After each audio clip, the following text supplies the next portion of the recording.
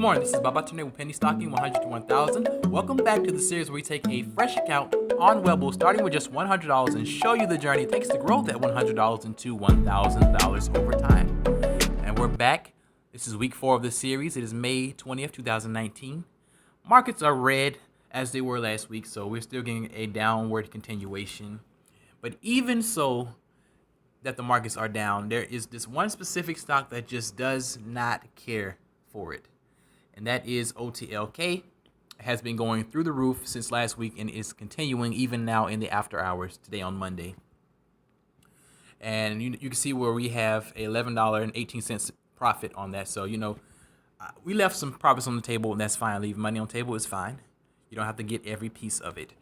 But remember, we were in this on Friday at $2.45 a share, and we held it through the weekend, and we sold it today on the pre-market at 7:45 a.m. We sold it into strength at $2.73 a share.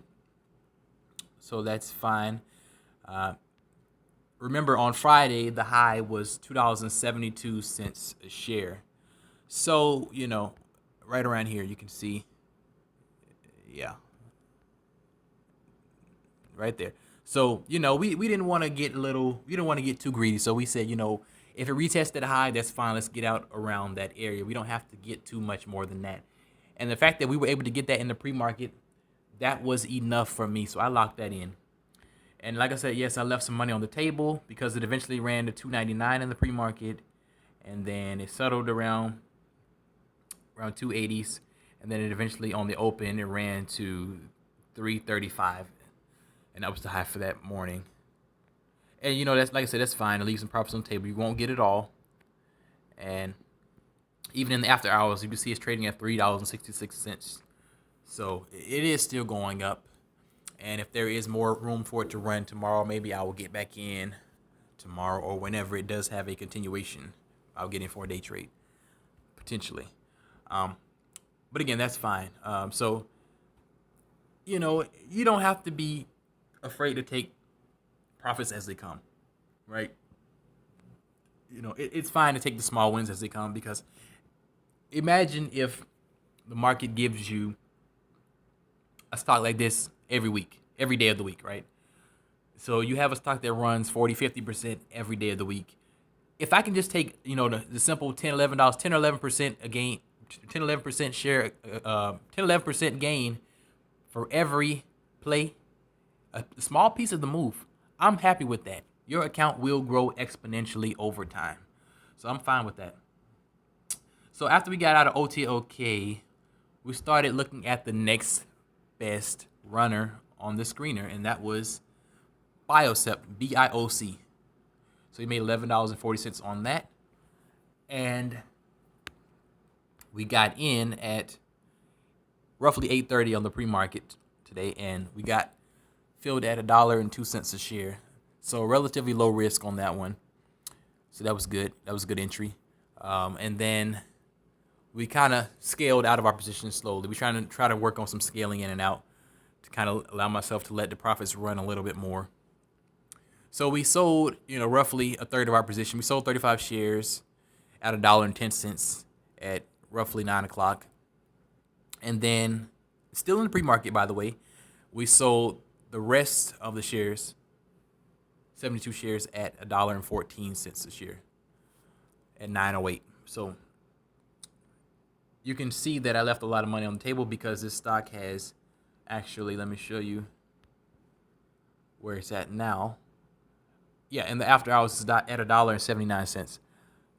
So, we left a lot of money on the table, but that's fine. I'm okay with that.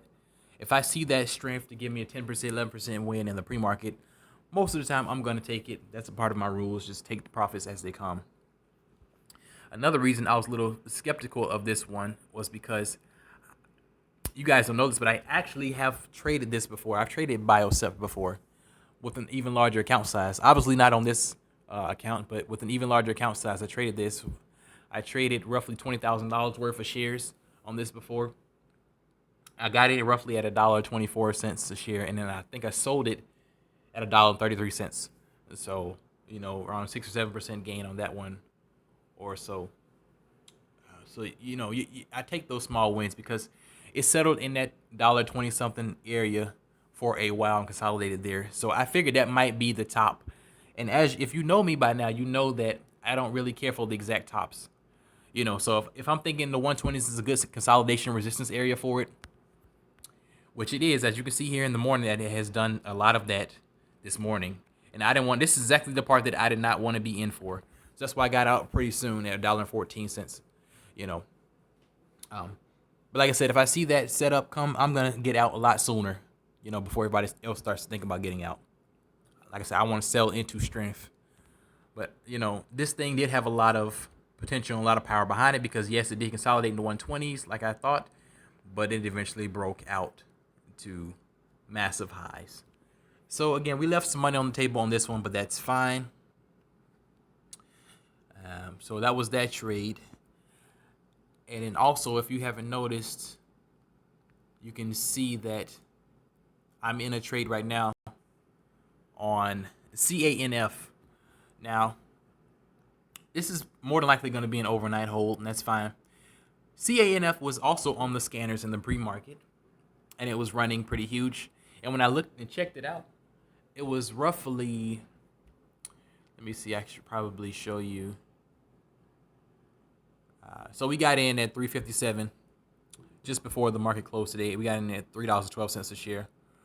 But let me tell you what had happened. I feel so bad for a lot of people who actually got in on this earlier and held it, because there's no way to call these things. There's no way to call these things at all. But it rose up in the pre-market. You see it had, the previous close was around $5, gapped up here to around $7. And that's where I seen it in the pre-market. And I looked at it, and as soon as I looked at it on the level 2, it started shooting up quickly to $8. And at that point, I could have got in for a second day trade, but it was too late. I missed the run up. I would have been in at 7 and out at 8, but I missed that run up. So I decided against that. So I left this one alone for the day. However, because if you look back, actually, let me show you the weekly. You can see this chart is actually showing that it has a lot of consolidation around roughly around the $17 region. So, there in theory there should have been potential for this stock to actually push back up at least to maybe $10 a share, at least. So I kind of wanted to keep tabs on this to see what it was going to do later on. So I checked on it later on at the end of the day, towards the close, and unbeknownst to me and everyone else, I'm sure, there was an offering. There was a direct offering on the stock, so at $4 a share. So a very, very terrible timing for this, and I feel so bad for a lot of people that were actually holding this thing from maybe the $8 area, because now it is in the $3 region. It blew people's accounts up. And this is why I advocate taking profit quickly, taking your gains. Like I said, if I was in this, I would have been in around the $6.97 area, and I would have been out, roughly $8, $8.20, $8.30. That's all you need to make the 10-15% gain on that one. But again, there are people who were greedy who got in here at the high, and they got shattered holding it through this red on to down here at the end of the day where they had the offering, and it tanked the stock, dropped it massively. But I'm in it now on that dip. The low was 291 for the day. I'm in on this dip at 312. Right now, when after hours is at 321. So we're hoping for a bounce play. We don't want a lot. I don't know how these offerings work. The offering will go through on Wednesday, so I don't know if that means that on Wednesday the stock will open up at $4 a share, because that was the price in the offering letter. I don't know if Wednesday that's when the price is going to go up to $4 a share or not. I'm not sure, right? I'm not sure. Maybe you guys can help me out in the comment section, but I'm just not sure. So And I'm not greedy anyway. I'm fine with taking whatever I can get. So right now the account is up, you know, 2% roughly.